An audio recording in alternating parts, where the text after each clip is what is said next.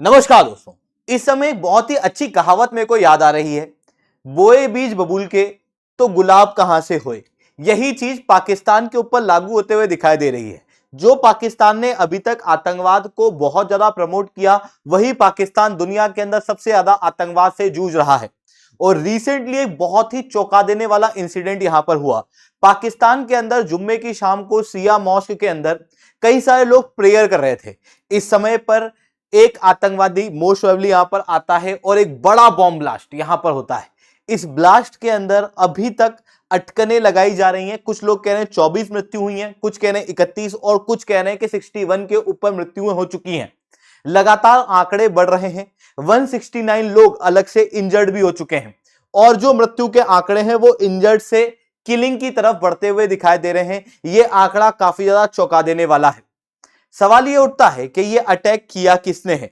इस अटैक से पाकिस्तान के अंदर क्या चीज साबित होते हुए दिखाई देती है। सोशल मीडिया के ऊपर यह न्यूज काफी ज्यादा वायरल हो रही है। लोग अलग अलग प्रकार की बातें कर रहे हैं। कोई लोग कह रहे हैं कि it is an example of आत्मनिर्भर पाकिस्तान, जहां पर पाकिस्तान खुद ही बम बना रहा है और खुद ही फोड़ के उसको टेस्ट करने का प्रयास कर रहा है। बातें कुछ भी हो, पर समझना यह जरूरी है कि पाकिस्तान के अंदर अभी हो क्या रहा है और किस तरीके से पाकिस्तान के अंदर इनस्टेबिलिटी देखने को मिल रही है। हर एक चीज को मैं शुभेंद्र चौहान डिटेल में आप लोगों के साथ में चर्चा करूंगा, बट उसके पहले आप लोग मेरे साथ में SRC10 टेलीग्राम ग्रुप के ऊपर जुड़ सकते हो। मेरे क्लास की अपडेट, पीपीटी, पीडीएफ सब कुछ आपको यहां पे मिल जाएगी। यूपीएससी सीएससी की तैयारी करना इंडिया के टॉप एजुकेटर से अगर आप लोगों को पढ़ना है तो आप अनअकैडमी के ऊपर जुड़ सकते हो।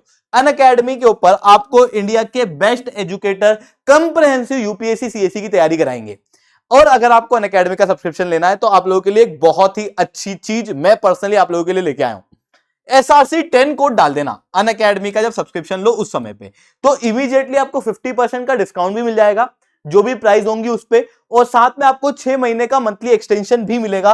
हालांकि अलग अलग सब्सक्रिप्शन पे अलग अलग एक्सटेंशन है, वो आप यहां पर देख लेना। इसके अलावा यूपीएससी सीएससी की नोटिफिकेशन आ चुकी है, आप सब लोग जानते हो।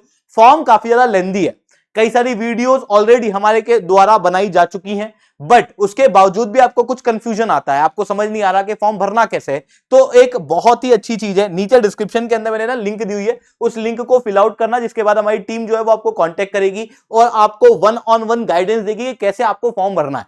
हर एक चीज के ऊपर आपको बताएगी, आपके सारे डाउट जो है वो रिजॉल्व किए जाएंगे। ठीक है दोस्तों, चलिए दोस्तों समझने का प्रयास करते हैं पाकिस्तान के अंदर रिसेंटली हुआ क्या है। पाकिस्तान के इस्लामाबाद के अंदर खालिजा तुल कुबरा मॉस्क है।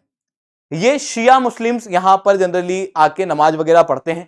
फ्राइडे की शाम थी, लोग जो है वो जुम्मे के दिन इकट्ठे हुए थे। इसी दिन अचानक से पाकिस्तान के अंदर एक बड़ा धमाका होता है, और ये जो धमाका हुआ है वो बेसिकली पंजाब प्रोविंस के अंदर हुआ है। जी हां दोस्तों, ये वही पंजाब प्रोविंस है जहां पर रिसेंटली पाकिस्तान के द्वारा प्रयास किया जा रहा है कि वहां के जो मैनहोल्स हैं उसको चोरी करने वाले लोगों को बहुत ज्यादा दंड दिया जाए। जिसमें जो गटर का ढक्कन चोरी करेगा, जो गटर का ढक्कन बेचेगा, जो गटर का ढक्कन खरीदेगा, उस सबको 1 से 10 साल कैद होगी। और कोई गटर का ढक्कन चुराने की वजह से या बेचने की वजह से या खरीदने की वजह से अगर किसी की डेथ हो जाती है, खुदा न खास्ता, तो उसको 10 साल सजा होगी और 30 लाख रुपए और 50 लाख रुपए तक जुर्माना होगा। तो खुदारा, गटरों के ढक्कन हम रात को, शाम को, दिन को लगा के जाते हैं, रात को वो चोरी हो जाते हैं। खुदारा गटरों के ढक्कन चोरी ना करें। तो पाकिस्तान के अंदर बेसिकली पंजाब प्रोविंस के अंदर हाल बहुत ज्यादा खराब है, गरीबी बहुत ज्यादा है। इतनी ज्यादा गरीबी है कि लोग अपने आप को सस्टेन करने के लिए गटर के ढक्कन उठा के बेच देते हैं, और फिर उसकी वजह से कई सारे एक्सीडेंट हो जाते हैं। इस वजह से पंजाब को सेफ बनाने के लिए इस तरीके का प्रपोजल लेके आया जा रहा है। पर वही दूसरी तरफ पाकिस्तान के पंजाब के अंदर लगातार आतंकवादी अटैक जो हैं वो देखने को मिल रहे हैं। आप क्लियरली यहां पर देख सकते हो, रिसेंटली ये जो अटैक हुआ है ये काफी ज्यादा खतरनाक है। जुम्मे की शाम को ये इस मॉस्क के अंदर अटैक हुआ, जिसके बाद में पाकिस्तान के अंदर 3 हॉस्पिटल में इमरजेंसी ऑलरेडी घोषित की जा चुकी है। पुलिस अभी इन्वेस्टिगेशन कर रही है, समझने का प्रयास कर रही है कि वेदर ये जो बॉम्ब अटैक है दे आर सुसाइड बॉम्बिंग या फिर ये किसी प्लांटेड डिवाइस के जरिए अटैक किया गया था। हालांकि इसी बीच में पाकिस्तान के प्रधानमंत्री शहबाज शरीफ और इंटीरियर मिनिस्टर मोहसिन नकवी के द्वारा इस अटैक को काफी ज्यादा कंडेम किया गया है। बट अब सवाल उठता है कि ये अटैक तो पाकिस्तान में होते रहते हैं, तो फिर हम इस अटैक को यहां पर डिस्कस कर क्यों रहे हैं। बेसिकली ये अटैक बाकी सारे अटैक से अलग है। जनरली जो पाकिस्तान के अंदर आतंकवादी अटैक देखने को मिलते हैं वो या तो खैबर पख्तूनख्वा वाले रीजन के अंदर होते हैं या बलूचिस्तान के अंदर। इस बार ये जो अटैक हुआ है ना वो पाकिस्तान की राजधानी के अंदर उसके सेंटर के अंदर हुआ है। पास ही के अंदर इस्लामाबाद के पास आपको रावलपिंडी भी देखने को मिलता है जहां पर पाकिस्तान की आर्मी भी मौजूद है। ऐसी कंडीशन में ये अटैक क्लियरली ये दर्शाता है कि किस तरीके से पाकिस्तान के अंदर जो सिक्योरिटी सिचुएशन है वो डाउनग्रेड हो चुकी है। जो पाकिस्तान एक तरफ कहता है कि उनके क्रिकेटर इंडिया में सेफ नहीं है, बेसिकली मैं यही कहूंगा कि पाकिस्तान से ज्यादा ही सेफ्टी इंडिया के अंदर देखने को मिलती है। अब ये जो अटैक पाकिस्तान के अंदर हुआ है, इस पाकिस्तान के अंदर अटैक का एक और एंगल भी है। देखो पाकिस्तान के अंदर मैं सही कह रहा हूं कि इस्लामिक कंट्री है, बट उसके बावजूद भी चीजें काफी ज्यादा अलग हैं। ऐसा नहीं है कि ये हर एक प्रकार के इस्लामिक लोगों को बहुत ज्यादा सपोर्ट ही करते हैं, नहीं। पाकिस्तान में जो भी माइनॉरिटीज हैं उनके हाल बेहाल ही हैं। पहले जो बंगाली स्पीकिंग मुस्लिम्स थे उनको इन्होंने खूब ज्यादा प्रताड़ित किया, जिसके बाद में पाकिस्तान के अंदर से बांग्लादेश अलग हुआ। फिर उसके बाद में आप देख सकते हो पाकिस्तान के अंदर 96% तक पॉपुलेशन इस्लामिक है। हिंदू, क्रिश्चियन और बाकी रिलीजन के लोगों को प्रताड़ना तो दी जाती है। साथ में अगर मैं इन्हीं इस्लाम की बात करूं तो इनमें से 90% तक सुन्नी इस्लाम है और 10% तक शिया इस्लाम के लोग हैं। ये जो 10% शिया इस्लाम के लोग हैं ना, they are also minority in Pakistan. और फिर इनके साथ में भी बहुत बुरा सुलूक पाकिस्तान के अंदर होता है। आप क्लियरली यहां पर देख सकते हो इस ग्राफ के जरिए 1987 से 2007 के बीच में पाकिस्तान के अंदर लगभग 4000 लोग शिया इस्लाम के सेक्टेरियन वायलेंस के अंदर मरे थे। खास रूप से कराची के अंदर जो लियारी वाला रीजन है ना, वहां पर सेक्टेरियन वायलेंस उस समय पे काफी ज्यादा था। उसके बाद भी आप देखोगे तो 2000 से 2025 के बीच में भी लगभग 4000 के आसपास लोग पाकिस्तान के अंदर मरे हैं जो कि शिया इस्लाम को बिलोंग करते हैं और सेक्टेरियन वायलेंस के अंदर इनकी मृत्यु होते हुए दिखाई देती है। खास रूप से ये एक्सट्रीमिस्ट ऑर्गेनाइजेशन जैसे कि ISK के द्वारा इस तरीके के अटैक किए जाते हैं और इन लोगों को यहां पर टारगेट किया जाता है, जिसके कारण से मैं ये कह सकता हूं कि पाकिस्तान के अंदर खुद इस्लाम को फॉलो करने वाले लोग भी सेफ नहीं है। यही पाकिस्तान भारत को अधिकतर ये हिदायत देता आता है कि भारत के अंदर इस्लाम को फॉलो करने वाले लोग सेफ नहीं है, भारत को अपनी माइनॉरिटी को प्रोटेक्ट करना चाहिए। एक्चुअल में इंडिया के अंदर माइनॉरिटी की कंडीशन पाकिस्तान के मुकाबले way beyond, literally way beyond better है।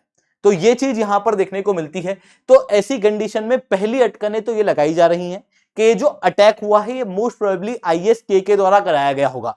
हालांकि अभी तक आधिकारिक रूप से किसी ने भी स्टेटमेंट नहीं दिए कि इस अटैक को किसने किया है। जिस समय पे मैं ये वीडियो बना रहा हूं, हो सकता है जिस समय आप वीडियो देख रहे हो उस समय तक ये आंकड़े आ चुके होंगे कि किसने ये अटैक किया है, बट यहां पर अभी के समय पे अटकनें ये लगाई जा रही है कि मोस्ट प्रोबेबली ISK के द्वारा ये अटैक किया गया होगा, क्योंकि जो टारगेट किया गया है ना, ये टारगेट इस्लामिक कम्युनिटी के ही शिया इस्लाम को किया गया है।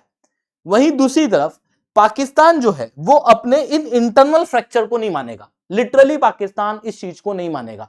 पाकिस्तान कभी नहीं मानता कि उनकी खुद की गलती है, वो अधिकतर दूसरों के ऊपर ब्लेम डालता है। तो पाकिस्तान यहां पर हो सकता है दो अलग कम्युनिटी के ऊपर ब्लेम डालने का प्रयास करे। सबसे पहला ब्लेम जो है वो ये डालने का प्रयास करेगा अफगानिस्तान के ऊपर और कहेगा कि तहरीके तालिबान पाकिस्तान ने ये अटैक किया है। हो सकता है TTP ने ये किया हो, बट जब तक TTP खुद ये एक्सेप्ट नहीं करती ना, तब तक पाकिस्तानी अथॉरिटी की बात मानना काफी ज्यादा बेवकूफी वाली बात होगी। हालांकि TTP के द्वारा पाकिस्तान के अंदर लगातार आतंकवादी अटैक बढ़ते हुए दिखाई दे रहे हैं।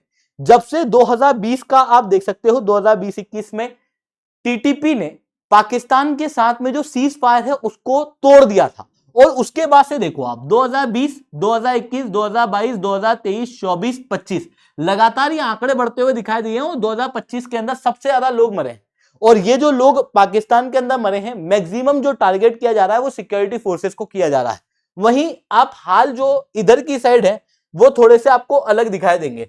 इस समय पर आप देखोगे 2007 से 2015 के बीच में भी पाकिस्तान के अंदर यही आतंकवादी अटैक बहुत ज्यादा थे, क्योंकि इस समय पे भी TTP एक्टिव थी। यानी कि पाकिस्तान में जब जब TTP एक्टिव हुई है, इस तरीके से आतंकवादी अटैक जो है वो बढ़ते हुए दिखाई देते हैं। पाकिस्तान के अंदर इस तरीके से बॉम्ब ब्लास्ट या अटैक होना काफी कॉमन बात है। TTP के द्वारा अगर किए जाने लगभग रोज आपको एक ना एक अटैक पाकिस्तान में कहीं ना कहीं तो मिल ही जाएगा। बट अभी जो अटैक हुआ ना, ये एक बहुत बड़े पैमाने पे हुआ, क्योंकि यहां पर जो अफेक्ट हुए ना वो 220 से ज्यादा लोग इस समय पे बताए जा रहे हैं कि अफेक्ट हुए।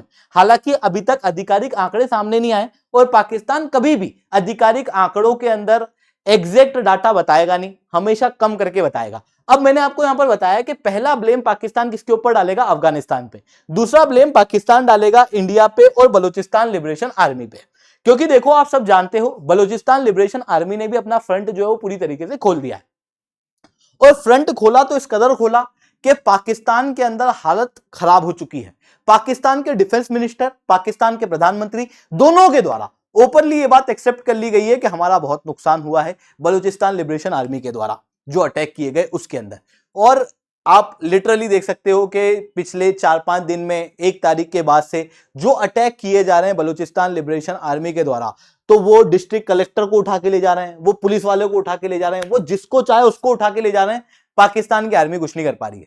लगभग 1,90,000 से ज्यादा के सैनिक वहां पर थे। वीडियोस आपको देखने को मिलेंगी, बलूचिस्तान लिबरेशन आर्मी की लगभग 24-25 साल की महिला बाहर आ गई, बंदूक उठाई और उसके द्वारा लगातार पाकिस्तानी आर्मी के ऊपर अटैक किए जा रहे थे और लिटरली पाकिस्तान की आर्मी ना वहां से भागते हुए दिखाई दे रही थी। ये चीज पाकिस्तान के अंदर काफी कॉमन है कि उनकी आर्मी भाग जाती है, क्योंकि उनकी आर्मी के अंदर वो जज्बा नहीं है। इंडिया की आर्मी की बात अलग है, इंडिया की आर्मी के अंदर वो जज्बा देखने को मिलता है अपने देश की प्रोटेक्शन का। पाकिस्तान की आर्मी जो है वो एक बिजनेस करती हुई दिखाई देती है। They are business class people, वो लोग करप्शन के अंदर ज्यादा बिलीव करते हैं। तो ऐसी कंडीशन में जो टॉप क्लास लोग है ना पाकिस्तान की आर्मी के अंदर, they are living the lavish life. वो लेविश लाइफ के लिए ही आर्मी के अंदर है, नहीं तो वो नहीं होते।